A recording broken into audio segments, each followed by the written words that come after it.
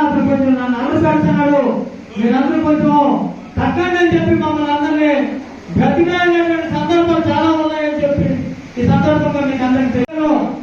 మరి అతనికి ఉన్నటువంటి కొన్ని కేసులు, ఆ కేసులు జోలికి నేను నిలదొచ్చుకోలేదు.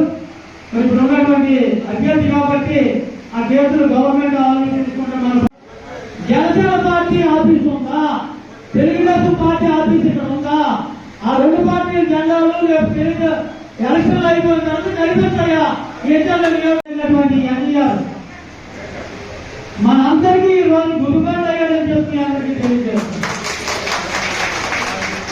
ఎందుకంటే మరి ఎంతో ఘనంగా తీర్చిదిద్దుతానని చెప్పి అతను నమ్మించి అతని దగ్గర నుంచి అధికారం తీసుకున్నాడు.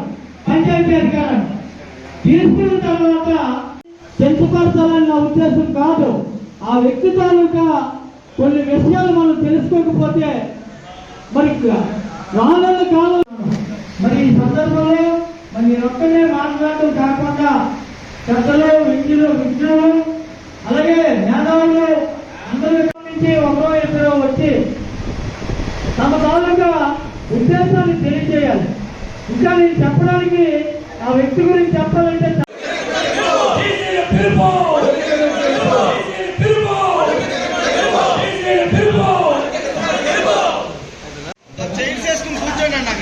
ఈరోజు మరి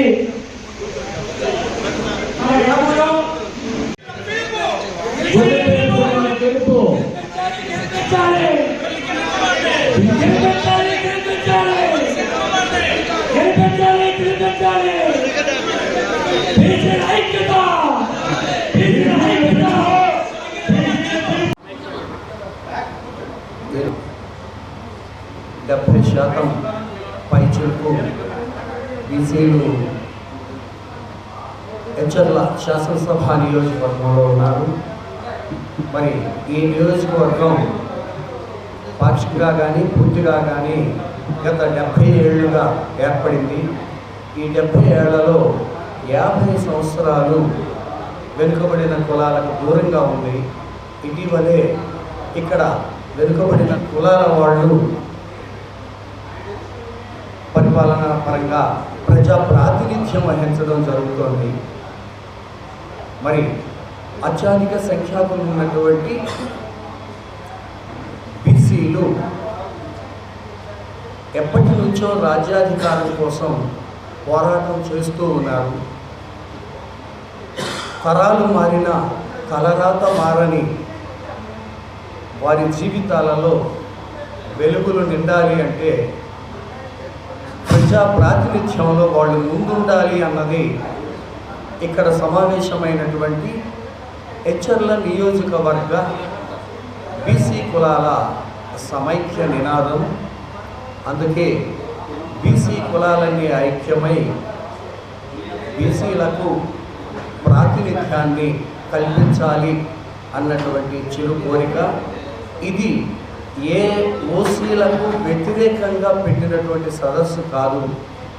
బీసీలకు అభిమానాన్ని చాటుకోవడానికి, బీసీలలో ఒక ఐక్యతా భావాన్ని తీసుకురావడానికి, బీసీలకు సామాజిక న్యాయం అందే విధంగా చూడడానికి, ఆ సామాజిక న్యాయంలో భాగంగా బీసీలందరూ ఒక బీసీని తమ ప్రతినిధిగా ఈ నియోజకవర్గం నుంచి ఎన్నుకుంటే మంచిది అన్నటువంటి ఆలోచనతో ఈ సంఘాలు ఇక్కడ ఉన్న వాళ్ళందరూ కూడా ఈ నియోజకవర్గం చెందినటువంటి సుమారు 16 బీసీల కులాల వాళ్ళు ఈ సమైక్య వేదికను ఏర్పాటు చేశారు. దీనికి వివిధ ప్రాంతాల్లో ఉన్నటువంటి ఉత్తరాంధ్ర ప్రాంతాల్లో ఉన్న బీసీల నేతల్ని కూడా కొంతమందిని నాయకుల్ని పిలవటం జరిగింది. అందులో భాగంగా మేము ఇక్కడికి రావడం జరిగింది.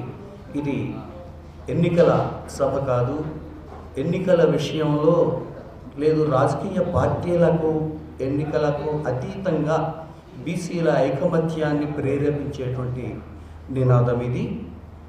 ఈ నియోజకవర్గంలో బీసీలు అధికారంలో ఉండాలి, మళ్ళీ ఇది బీసీల చేజారితే బీసీలకు అండదండలు ఉండవు అన్నటువంటి భావనతో బీసీలను రాజ్యాధికారంలోకి తీసుకురావడానికి కనీసం అట్టడుగున ఉన్న ప్రాతినిధ్యాల నుంచి అవకాశాన్ని కల్పించడానికి ఈ సభ జరిగిందని విన్నవించుకుంటూ ఉన్నాను. చెప్పారు. అలాగే బీసీ గురించి మీటింగ్ కూడా పెట్టారు. అందులో బీసీ అనేది ఒక ప్రాంతం, ఒక కులం కాదు.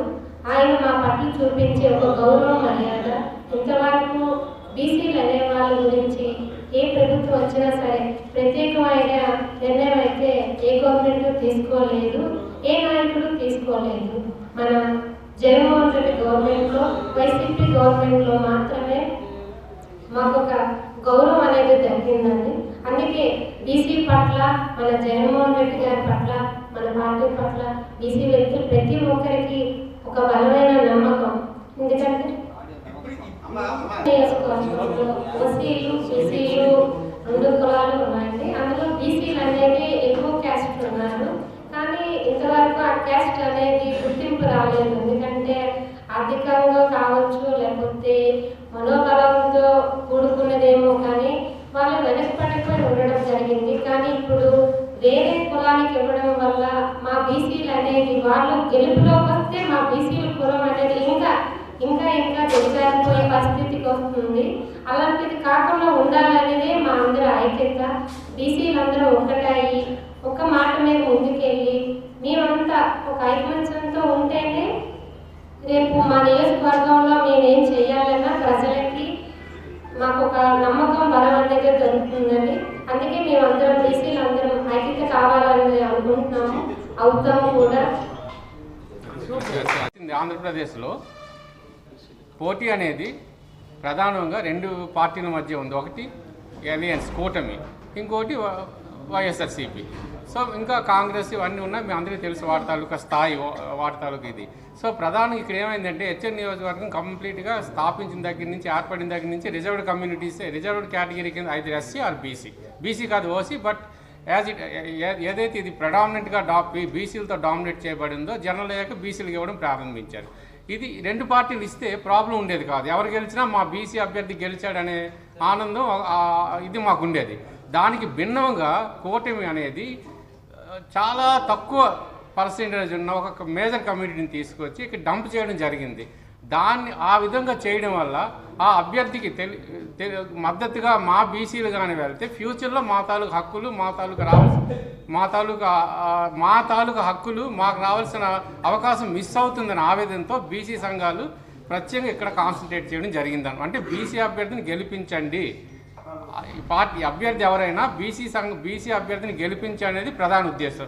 అందులో ప్రధాన పార్టీ అభ్యర్థి బీసీ అభ్యర్థి అయితే వాడిని గెలిపించమని. ప్రొఫెసర్ చంద్రమౌళి అండి.